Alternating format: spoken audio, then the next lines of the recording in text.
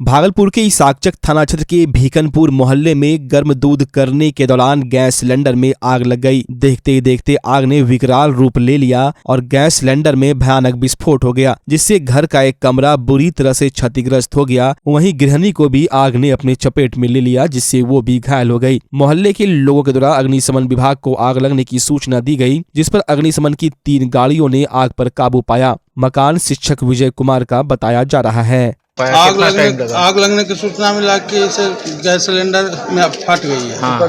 उसमें दूध गर्म कर रहा था, ये लोग पूजा के लिए, बच्चे लोग के लिए लगता है। इसी बीच में आग लगी तो भाई गैस सिलेंडर ऐसे हुआ।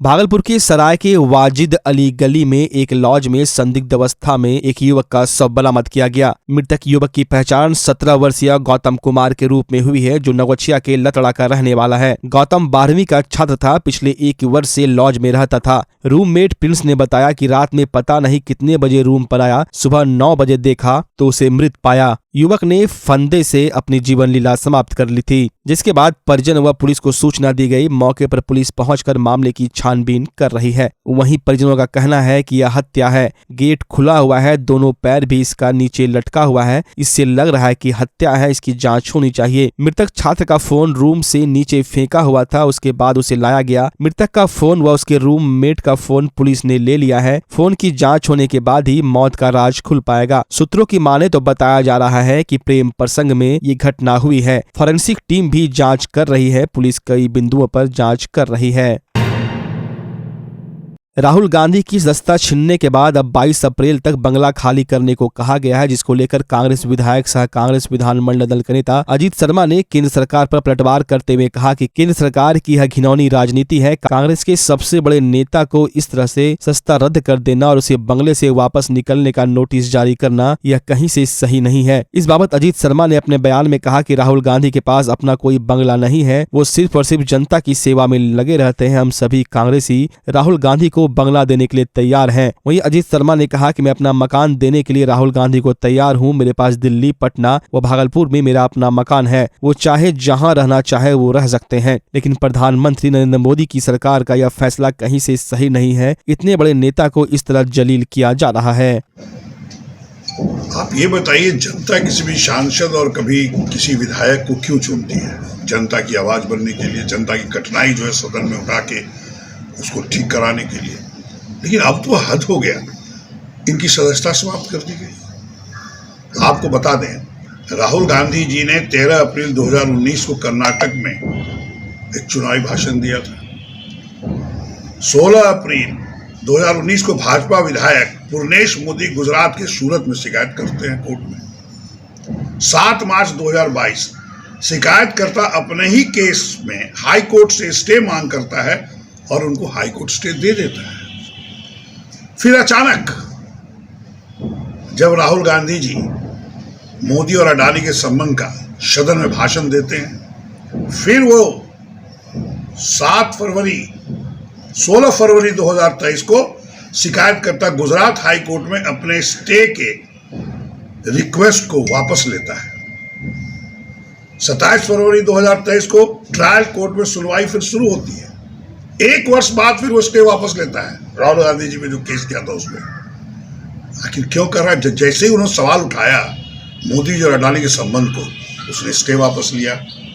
27 मार्च को ट्रायल कोर्ट राहुल गांधी को दोषी ठहराते हुए 2 साल की अधिकतम सजा देता है। उसके 24 घंटे के अंदर उनको सदस्यता लोकसभा से खत्म कर दिया जाता है। क्या यही लोकतंत्र है? क्या यही संविधान को आप तोड़ना चाहते हैं, जो जनता की आवाज बनता है?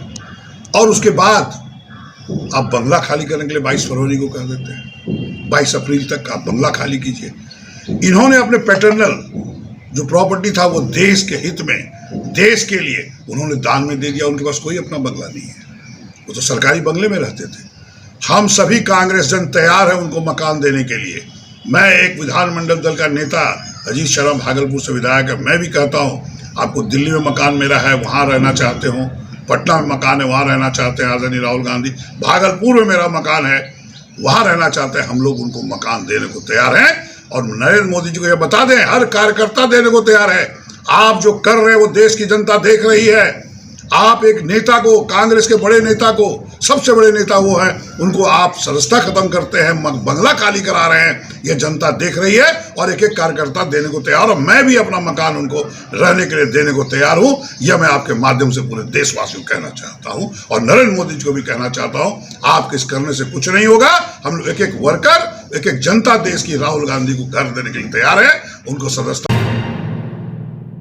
भागलपुर की सरयू देवी मोहनलाल बालिका मध्य विद्यालय मिर्जान हाट में क्लास 6 में एडमिशन को लेकर बच्चों एवं अभिभावकों ने हंगामा किया। उनके परिजनों ने विद्यालय प्रशासन पर आरोप लगाते हुए कहा कि हमारे बच्चों का यहाँ पर नामांकन नहीं लिया जा रहा है, जबकि इस पूरे एरिया में बालिका विद्यालय एक ही है जहाँ अच्छी पढ़ाई होती है। वहीं अभिभावक ने कहा कि मेरी 2 लड़कियां पहले भी यहाँ पढ़ाई कर चुकी है, जिसका रिजल्ट अच्छा है, और मैं अब जब तीसरी बच्ची का नामांकन के लिए आया हूँ तो विद्यालय की सहायक प्रधानाचार्य ने एडमिशन लेने से मना कर दिया और साफ शब्दों में कहा कि दूसरे वार्ड के बच्चों का मैं अभी नामांकन नहीं ले सकती। वहीं विद्यालय प्रशासन का कहना है कि हम लोग बच्चों का एडमिशन पोषक क्षेत्र के आधार पर लाएंगे और जब सीट खाली बच जाएगा तब हम उधर के बच्चों का नामांकन ले सकते हैं। यहाँ बच्चे सबको लेके आए हैं अपने लड़की लोग को लिखाने के लिए नाम सरजू देवी में, और यहाँ बोलती है कि नहीं लेंगे अपने क्षेत्र के। क्या चीज में नाम लिखाने के लिए? कौन क्लास में? 6 में। अच्छा, और 8 में। कितना बच्चा आपका पहले भी यहाँ पढ़ा है क्या? पहले भी 4 बच्चा पढ़ा है मेरा यहाँ। फिर अच्छा। दूसरा बच्चा ही बोले हम ये पढ़ेंगे, अच्छा पढ़ाया वहाँ, अच्छा पढ़ाई नहीं है, एक मैडम है नहीं पढ़ती है, और ये नहीं है टीचर नहीं है तो नहीं लेती है, यही लेके आए। यहाँ से बच्चा लोग बार बार यहाँ पर आती है और यहाँ बोला जाता है कि एडमिशन नहीं लेंगे। क्या चीज का एडमिशन? लड़की लोग का पढ़ने के लिए 6 क्लास का एडमिशन नहीं लेंगे, क्योंकि उस तरफ की लड़की है, इस तरफ नहीं लेंगे। तो हम लोग बोले कि आगे क्यों नहीं लीजिएगा, यहाँ लड़की का स्कूल है तो लड़की यहाँ पढ़ेगी नहीं, यहाँ के लिए उस तरफ की लड़की का नहीं लेंगे। उस तरफ इस तरफ क्या होता है? हाँ, वही ने मैडम बताएंगे। हुसैनाबाद की लड़की का वार्ड नंबर 44 की लड़की का एडमिशन यहाँ नहीं है। पोषक क्षेत्र दिया है, हर एक विद्यालय को पोषक क्षेत्र दिया है, तो पहले मैं अपना पोषक क्षेत्र की बच्चे को जब भी लूंगी, अभी तो स्टार्ट नहीं की हूँ, जब भी लूंगी तो पहले अपना पोषक क्षेत्र के बच्चे को ही लूंगी, फिर सीट खाली होगी तो अन्य क्षेत्र को देखूंगी। मेरा यही कहना है। भागलपुर में महावीर जयंती को लेकर श्री सकल जैन समाज संस्थान के द्वारा एक भव्य शोभा यात्रा निकाली गई। उसके बाद विधिवत पूजा पाठ कर लोगों ने हर्षोल्लास के साथ परम पूज्य महावीर की जयंती मनाई। कार्यक्रम में जैन परिवारों ने विधि विधान के साथ पूजा पाठ करते हुए प्रसाद वितरण का भी कार्यक्रम रखा। इस दौरान जैन परिवार के सदस्यों ने गरीब असहाय लोगों को भोजन भी कराया। गौरतलब है कि भगवान महावीर की 2622वीं जयंती है। आज शोभा यात्रा जैन धर्म के अंतिम तीर्थंकर 24वें भगवान महावीर का 2622वां जन कल्याणक महोत्सव के उपलक्ष्य में आज का यह शोभा यात्रा जुलूस परम पूज्य मुनिराज श्री विशल्य सागर जी महाराज सरसद के सानिध्य में भागलपुर नगर में निकाला जा रहा है। भगवान महावीर ने सत्य, अहिंसा, ब्रह्मचर्य, अस्तेय, अपरिग्रह का पूरे विश्व को संदेश दिया। भगवान महावीर ने अहिंसा के अग्रदूत थे। अहिंसा से सारे समस्याओं का समाधान हो सकता है, अहिंसा से बड़ा कोई धर्म नहीं। भगवान महावीर ने जो है अनेकांतवाद और शादवाद के सिद्धांत दिए कि एक चीज़ के अनेक दृष्टिकोण हो सकते हैं, जिसे मानने से किसी भी तरह का विश्व में वाद विवाद नहीं होगा। सारे झगड़े झंझट, सारे वाद विवाद जो है निपट जाएंगे। भागलपुर के स्टेशन चौक स्थित श्री जैन श्वेतांबर मंदिर में महावीर जयंती के दिन कई कार्यक्रम हुए और इसे धूमधाम से मनाया गया। जैन धर्म के 24वें तीर्थंकर, सत्य, अहिंसा, अपरिग्रह के प्रणेता भगवान महावीर के 2621वीं जन्म कल्याणक पर श्री जैन श्वेतांबर मंदिर भागलपुर में श्रद्धालुओं के द्वारा बड़े ही धूमधाम से पूजा अर्चना हुई। तत्पश्चात मंदिर से भगवान महावीर स्वामी की प्रभात फेरी निकाली गई। आज के दिन भगवान महावीर स्वामी को पूरे हर्षोल्लास के साथ शहर का भ्रमण कराया गया। गौरव जैन ने कहा कि आज जहां पूरा विश्व जैन धर्म का अनुसरण कर रहा है, वहीं इस वैश्विक महामारी से बचने का उपाय इसी धर्म में छुपा हुआ है। पहला उपाय शाकाहारी बनिए और दूसरा उपाय है गुप्त दान एवं जरूरतमंदों की मदद करना। मौके पर प्रभाकर सिंह जैन, अंजू जैन, प्रभात जैन, पंकज जैन, गौरव जैन, यश जैन, प्रतिभा भांडिया, अंकिता जैन, तक्ष जैन, विवेक दुग्गड़, विनोद दुग्गड़, रविंद्र भांडिया, ज्योति भांडिया आदि उपस्थित रहे। यहाँ आपको बता दें, जैन संप्रदाय के लोगों के लिए महावीर जयंती बहुत ही खास मानी जाती है। महावीर जयंती के दिन जैन धर्म के लोग प्रभात फेरी, अनुष्ठान और शोभा यात्रा निकालते हैं। भगवान महावीर ने मोक्ष प्राप्त करने के लिए मनुष्यों के लिए 5 नियम स्थापित किए हैं, जिन्हें हम पंच सिद्धांत के नाम से जानते हैं। ये 5 सिद्धांत है अहिंसा, अस्तेय, ब्रह्मचर्य, सत्य और अपरिग्रह।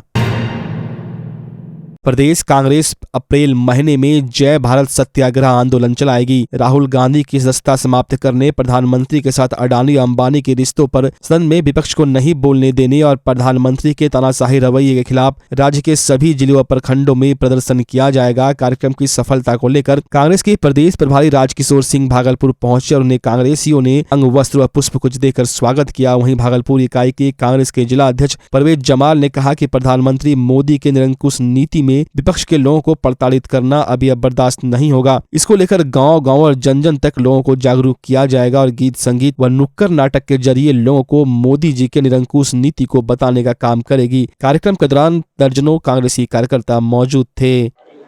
आज प्रदेश से जो है प्रभारी महोदय राजकिशोर सिंह जी जो है पधार रहे हैं और उद्देश्य है कि मोदी जी का निरंकुश जो है जो स्थिति है, जो विपक्ष के लोग हैं उनको प्रताड़ित करना है, गरीबों को जो है कुचलना है, गरीबों के पैसे से जो है अडानी अंबानी को मदद करना है। जो त्राहिमाम मची हुई है इसको गांव-गांव तक पहुंचाना है।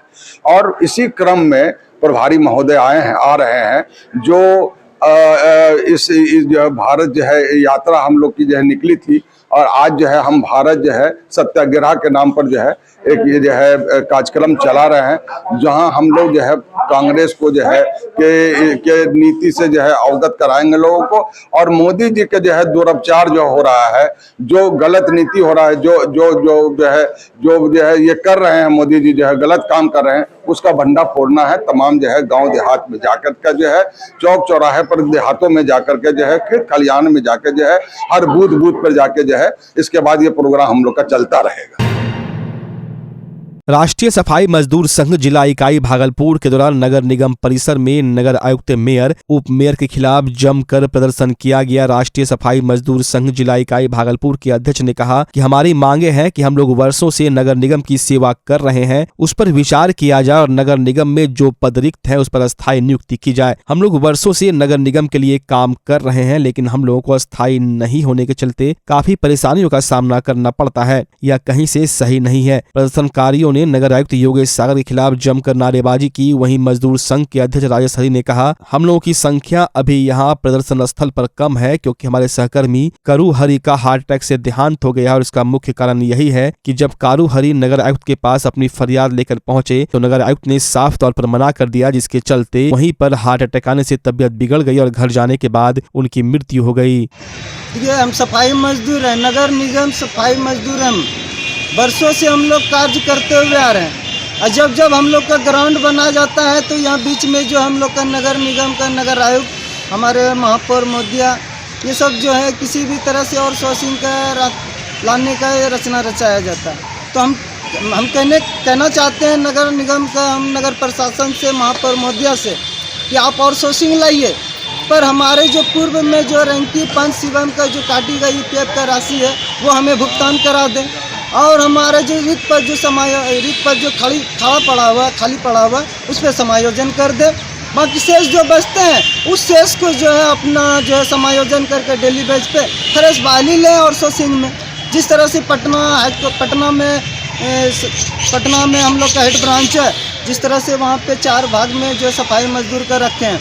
पटना नगर निगम अलग है, सफाई मजदूर अलग है, फिर अगर के रैंकी कंपनी अलग है, तो कंपनी रखे हमारे साथ में भी पटना के तहत हम लोग के साथ में करें। जो पटना में जो सुख सुविधाएं मिलते हैं सफाई मजदूर को वो भागलपुर वाले को दे, 38 जिलों को दे, जहाँ जहाँ नगर निगम है, स्मार्ट सिटी जहाँ जहाँ वहाँ पे अगर नहीं मांगे क्या किया गया? मांग अगर नहीं मांगेंगे तो हम लोग जो है एक आज शांतिपूर्ण जो है आंदोलन धरना प्रदर्शन कर रहे हैं, क्योंकि आज हमारे सशक्त अस्थायी समिति का बैठक भी है। हम ज़्यादा हल्ला चिल्ला करेंगे भी नहीं, क्योंकि जो है डिस्टर्ब किसी को हम करने के लिए बैठे नहीं हैं।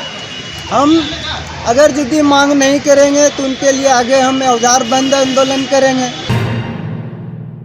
बिहार में सीटीईटी बीटीईटी में उत्तीर्ण अभ्यर्थियों ने कैंडल मार्च निकालकर नीतीश सरकार के खिलाफ विरोध जताया। दरअसल 7वें चरण में शिक्षक बहाली की मांग को लेकर भागलपुर समेत बिहार भर में 3 लाख से अधिक शिक्षक अभ्यर्थी लगातार अपनी मांगों को लेकर प्रदर्शनरत है। इसी कड़ी में आज भागलपुर के सैंडिस कंपाउंड मैदान में दर्जनों शिक्षक अभ्यर्थियों ने शांतिपूर्ण तरीके से कैंडल मार्च निकालकर सरकार से स्पष्ट शब्दों में कहा कि सरकार 2023 के अंत तक बिहार के सरकारी विद्यालयों में शिक्षकों की नियुक्ति नहीं करती है तो 2024 और 2025 में न ही नीतीश को प्रधानमंत्री और न ही तेजस्वी यादव को मुख्यमंत्री बनने देंगे। साथ ही आगामी चुनाव में वोट बहिष्कार की भी बात कही। बिहार सरकार की नाराजगी है, हम लोगों की नाराजगी है बिहार सरकार से। हम लोगों का 7वां चरण का जो विज्ञप्ति है वो जारी नहीं कर रहा है। हम लोग को सिर्फ यही मांग है कि 7वां चरण में जो है हम लोगों को विज्ञप्ति जारी करें और हम शिक्षक बनना चाहते हैं और बिहार के जो शिक्षा व्यवस्था उसको सुधारना। कितने महीनों से आप लोग प्रयासरत हैं? हम लोग सर 3 साल से हम लोग प्रयासरत हैं कि हम लोगों को सड़कों पर लगातार उतर रहे हैं। जी। फिर आज क्या किए हैं आप लोग? आज हम लोग शांतिपूर्ण तरीके से कैंडल मार्च कर रहे हैं, जिसमें हम लोगों का सरकार से ये मांग है कि सरकार हमें 7वां चरण का जो है विज्ञप्ति दे और हम लोगों को शिक्षक बनाए। बिहार के 38 जिले में जितने भी 7वें चरण के शिक्षक अभ्यर्थी हैं, हम सबों ने कैंडल मार्च निकालने का कार्यक्रम तय किया है और बिहार के 38 जिलों में सफलतापूर्वक शांतिपूर्ण तरीके से हम लोग कैंडल मार्च निकाले और सरकार से इस कैंडल मार्च के माध्यम से यही संदेश देना चाहते हैं कि 7वें चरण की बहाली जो है वो शीघ्र से शीघ्र जारी करें और जो नियमावली का हवाला देकर बहाली को लटकाया जा रहा है, टाला जा रहा है, तो सरकार इस मुगालते में ना रहे कि हम उनके बात से भ्रमित हो जाएंगे। अगर सरकार इस बहाली को और नियमावली को चुनावी भेंट चढ़ाना चाहती है, हम लोगों को चुनावी भेंट चढ़ाना चाहती है, तो फिर हम लोग भी तैयार हैं। हम लोग भी उनको चुनाव में बता देंगे कि ना 2024 में मुख्यमंत्री नीतीश कुमार प्रधानमंत्री बन पाएंगे और ना ही उप मुख्यमंत्री तेजस्वी यादव जो है वो मुख्यमंत्री बन पाएंगे। आप कुछ भी करिए, लेकिन बिहार के जो नौजवान हैं, जो शिक्षक अभ्यर्थी हैं, उनके भविष्य के साथ खेलिएगा तो फिर हम लोग भी आपके लिए राजनीतिक हालात और परिस्थिति को बिल्कुल आपके विपरीत खड़ा कर देंगे। क्या लगता है क्या कारण है, क्यों नहीं किया? कारण कुछ नहीं है, बस ये चाचा भतीजा की सरकार कुर्सी के खेल में अपने पार्टी को मजबूत करने के लिए विधानसभा में, लोकसभा में ज़्यादा से ज़्यादा वोट पाने के लिए जो है हमारे शिक्षक बहाली को चुनावी भेंट चढ़ाना चाहती है और कोई दूसरा विषय नहीं। कितने शिक्षक हैं आप लोग जो आज? हम लोग बिहार में 3.5 लाख से भी ज़्यादा शिक्षक अभ्यर्थी हैं जो कि आंदोलनरत हैं पिछले 4 साल से, क्योंकि बिहार में 3.5 लाख से ज़्यादा शिक्षकों का पद रिक्त है। लेकिन जब शिक्षा मंत्री से कोई सवाल करने जाता है तो वो कहते हैं कि 2 करोड़ वाले से रोजगार मांगो। अब शिक्षा मंत्री कैसे हैं आप सोचिए, बिहार में शिक्षकों का पद खाली है, 2 करोड़ वाले रोजगार केंद्र सरकार देंगे, यहाँ पर शिक्षक बहाली केंद्र सरकार करने का काम करेगी। भागलपुर में कितने अभ्यर्थी ऐसे हैं जो भागलपुर में कम से कम यहाँ पर 5 से 6 हज़ार अभ्यर्थी हैं यहाँ पर और हम सभी यहाँ पर लगातार आंदोलनरत हैं। भागलपुर के सुल्तानगंज थाना क्षेत्र के गनगनिया गांव में पति ने अपनी पत्नी को घरेलू विवाद पर चाकू मार दिया। मामले में महिला बिंदु देवी के चचेरे भाई सुबोध तांती ने बताया कि हमारे जीजा करुण तांती ने हमारी बहन बिंदु देवी को चाकू मारकर घायल कर दिया। दोनों पति पत्नी में घरेलू विवाद होने पर सुबह 5:30 बजे करुण तांती ने अपनी पत्नी बिंदु देवी को पेट में तेज धार चाकू घोंप दिया। बिंदु देवी गंभीर रूप से घायल हो गए, जिसके बाद रेफरल अस्पताल लाया गया। डॉक्टर ने गंभीर स्थिति देखते हुए मायागंज रेफर कर दिया। घटना की सूचना पुलिस को देने के बाद पुलिस घटनास्थल पर पहुंची और करुण तांती को हिरासत में लेकर घटना की जानकारी लेने में जुट गई है। हमको घर से वहाँ फोन आया कि आपकी बहन को छुरा मार दिया तो जिया जी, तो हम जो यहाँ पे आए तो यहाँ देखते हैं कि है ये नहीं, यहाँ से लेकर चला गया था। कहाँ? मायागंज रेफर कर दिया। किसको? बिंदु देवी को, मेरी बहन को। स्थिति उसका स्थानीय डॉक्टर जो है देखा तो कि स्थिति बहुत खराब है, इसके कारण ना तो डायरेक्ट मायागंज रेफर कर दिया। कौन चाकू मारा? करुण तांती, उसका पति। क्यों मारा? ये आपसी थोड़ा झगड़ा हुआ, उसी वजह से छुरा मार दिया। सर मैं जब शाम सुबह में अपने नहा धो करके जब एकत्रित हुआ और जाने की बात कहा कि कहीं हमें जाना है, तब मुझे पता चला कि वहाँ से परिजन के लोगों के तहत कोई इन्फॉर्मेशन नहीं मिला, जबकि उन्होंने चाकू मारकर हत्या कर देने को इच्छुक रहा था। कौन? करुण तांती, उनका पति है। किसका? बिंदु देवी का। जी। चाकू मार दिया? हाँ, चाकू मार दिया। क्यों मारा? घरेलू आपसी तालमेल नहीं था या क्या नहीं था, क्या पता, मुझे पता नहीं चला। और लेकिन आपसी तैनात लगा रहता था हर समय।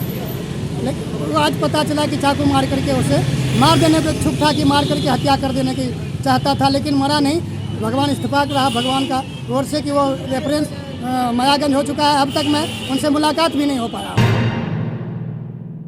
बच्चा जब जन्म लेता है तो कई बार बच्चा तुरंत नहीं रोता है, रोने में देर हो जाता है। ऐसे में बच्चा क्षतिग्रस्त हो जाता है और उसके बचने की संभावना कम हो जाती है। और यदि बचा तो भविष्य में उसमें विकलांगता की समस्या आती है, जिसे सीपी कहते हैं, जिसका कोई माकूल इलाज नहीं है और ज़िंदगी भर बच्चा विकलांगता से जूझ सकता है। ऐसे में पूरे संसार में कूलिंग थेरेपी का सहारा लिया जाता है।